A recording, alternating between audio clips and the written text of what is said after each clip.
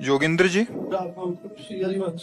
गुरुदेव, मेरी बीवी की मृत्यु के बाद मैं बावरा हो गया हूँ। रात दिन उनको याद करके रोता रहता हूँ। महाराज जी, मुझे बल प्रदान करें। हम प्रणाम करते हैं आपको, प्यार, आपके प्यार को। पर वही प्यार अगर प्रियाजू से हो, लालजू से हो, तो जीवन धन्य हो जाए। देखो, थे वही ही, पर आप उनको जान नहीं पाए। नहीं तो प्रायः हम प्यार शरीर से ही करते हैं, जो सामने रूप होता है।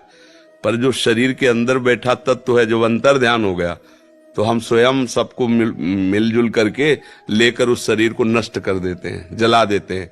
और प्यार शरीर से किया था। अब भी याद तुम्हें शरीर की ही आती है, उसके अंदर जो तत्व था उससे तुमने परिचय किया नहीं। सोचो, जो अंदर प्रभु बैठे हुए थे उनकी जानकारी तुम्हारी है नहीं। तुम्हारी जानकारी ढांचे की है। ढांचा को पत्नी माना, अब वो ढांचा टिकाऊ है नहीं। ये नाशवान है, समय के लिए आया है। 20 वर्ष, 50 वर्ष, 80 वर्ष, 100 वर्ष, इसका एक नियत समय है। इसके बाद हट जाएगा। वो पैदा कहीं ढांचा अलग हुआ था, संयोग आपका कुछ वर्षों का था, आपने मान लिया। जो अंदर तत्व था उसे जाना नहीं। अब वो तत्व जब अंतर ध्यान हुआ तो उसी शरीर को जिसको प्यार करते थे फूंक दिया। अब उसी शरीर का चिंतन करके तो मुझे लगता है कि थोड़ा सुधार करो। अब वो अंदर जिसके लिए तुम तड़प रहे वो प्रभु ही था, उसे तुम जान नहीं पाए, वो भगवान ही थे। नहीं, जो बहुत प्यार करता है शरीर से, जब उसके अंदर से भगवान चले जाएं तो वो कहेगा अब वो नहीं रहे। तो तुमने प्यार किससे किया था जानते हो तुम? जो वो नहीं रहा उसको तुम जानते थे? नहीं जानते थे। तो जिसको जानते तो सामने अब करो ना प्यार। बोले नहीं, अब वो नहीं रहा, इसलिए इसको हटा दो। मतलब तुम अनजाने में भी भगवान से प्यार कर रहे थे। सबके अंदर बिजली जो है ना, वो भगवान ही है। ये जो चैतन्यता है ना, हंसना, खेलना, बोलना, प्यार, दुलार, ये भगवान है अंदर, उन्हीं का पावर है। और वो अंतर ध्यान हो गए तो कितना भी सुंदर प्यारा शरीर हो, आग लगा दी जाती है, गाड़ दिया जाता है या फेंक दिया जाता है। कोई माप तो नहीं रखा जाता। समझो, तुम जिसके लिए रो रहे हो वो शरीर था, परमात्मा के लिए नहीं रो रहे हो। क्योंकि उसके लिए रोते तो प्रश्न खत्म हो जाता, निहाल हो जाते। ऐसा प्यार प्रभु से हो जाए तो अभी जीवन कृतार्थ हो जाए, महात्मा बन जाओ। तो मुझे लगता है थोड़ी दिशा गलत है, उसको सही कर लो तो आनंदित हो जाओगे। क्यों भाई? आप सोचो, तुम्हारी अगर होती तो तुम्हारे पास से क्यों जाती? तुम इतना प्यार कर रहे हो, क्यों जाती? तो इसका मतलब वो शरीर नहीं थी, वो परमात्मा था। और वो अभी भी है। अगर तुम रो करके उसको पुकारो कि मुझे परमात्मा रूप से नहीं, मेरी पत्नी रूप से, तो वो पत्नी रूप धारण करके दिखाई दे देगा। वो आपको भाव में दिखाई देगा, मेरी पत्नी मेरे से बात कर रही, मेरे से मिल रही। क्योंकि बिजली वही है ना, उनको रूप रखने में कितना मिनट लगता है, वो तत्काल रूप रख लेते हैं। तो फिर भी वो रूप टिकाऊ नहीं है। जो रूप भगवान का है उनसे देखो, इतने से प्यार में तुम लट्टू हो गए।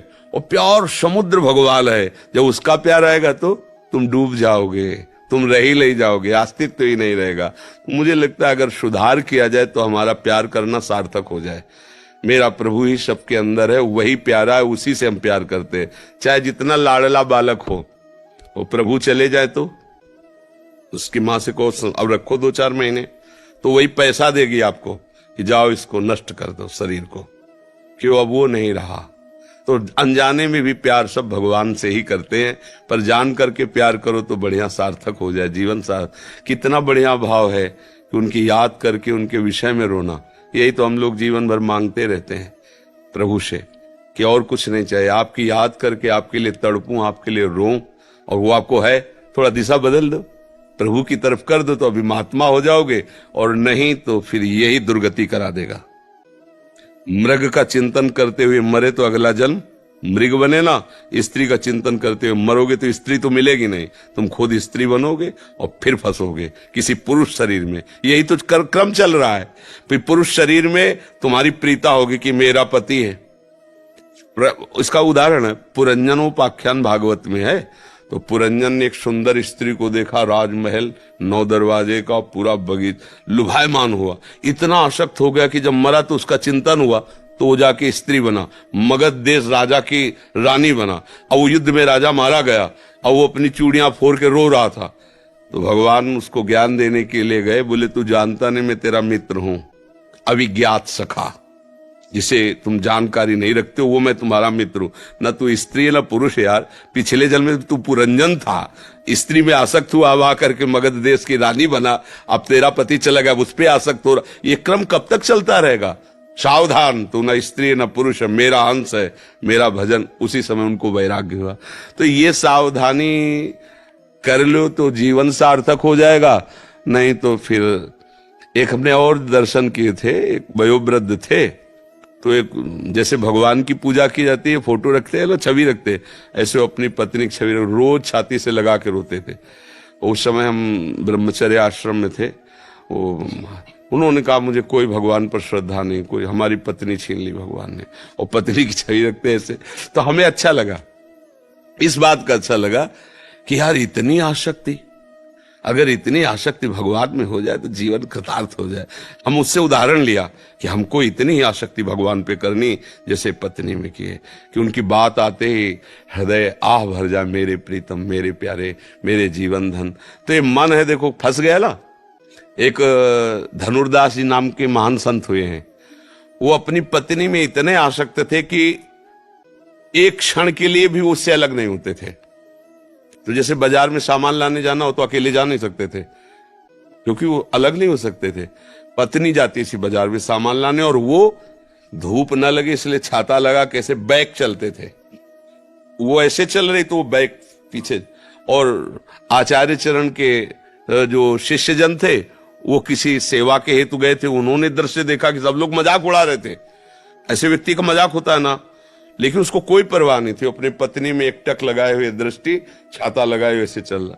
उन्होंने जाके बताया कि एक हमने ऐसे स्त्री आसक्त पुरुष को देखा ऐसे। तो वाह, ऐसा प्रेमी, मैं दर्शन करूंगा ऐसे प्रेमी के। क्योंकि सब जगह से समिट कर एक जगह आ गया ना, अब एक जगह से मोड़ने में क्या देर लगेगी। नजदीक गए तो वैसी सीन देखी, उनका भाई तुम ऐसे चल रहे हो, सब लोग मजाक करे। तो बोले प्रभु मैं आसक्त हूं अपनी पत्नी को, एक क्षण भी मैं। तो उनका पत्नी से क्यों आसक्त हो? उनका ऐसा रूप है इसका। बोले इससे बढ़कर रूप बोले हो ही नहीं सकता।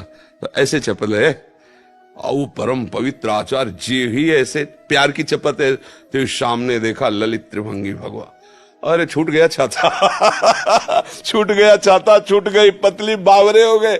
अरे कृष्ण का रूप। अब वो तो बस महान संत हुए, धनुर्दास जी उनका नाम हुआ। तो देखो कहीं ना कहीं हमें सुधरना चाहिए। भगवान की कृपा है आप पर, जो आप सत्संग में आए, आप संत समागम। हमें लगता है कि अब थोड़ा नाम जप करके रो नहीं, राधा राधा राधा लाडली, मैं जान नहीं पाया, आप ही सब, ये मेरा भ्रम हटा दो, कृपा कर दो, अब मेरा जीवन सुधार दो। मुझे ऐसा प्यार चाहिए जो मेरे से कभी बिछुड़े ना। वो प्रभु हैं, कभी नहीं बिछुड़ेंगे, कभी नहीं। और यहाँ का सब प्यार बिछुड़ने वाला है, नहीं बिछुड़ने वाला। मान लो आपने गुरु माना, अब ये शरीर कितने दिन रहेगा? एक दिन नष्ट होगा। आपका शरीर कितने दिन रहेगा? एक दिन नष्ट होगा। लेकिन गुरु में यदि भगवान की बुद्धि की कि मेरे भगवान है, तो सदैव रहेंगे। शरीर भले चला जाए, आपके भाव में गुरुदेव बैठे रहेंगे।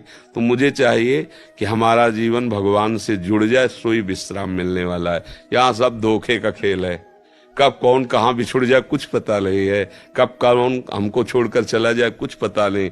एक है जो कभी नहीं छोड़ता है, वो भगवान है। भगवान के बिना कोई हमारा नहीं। यही सत्संग में, यही शास्त्रों में, यही संतों ने अनुभव किया है और उसी का वर्णन करते हैं।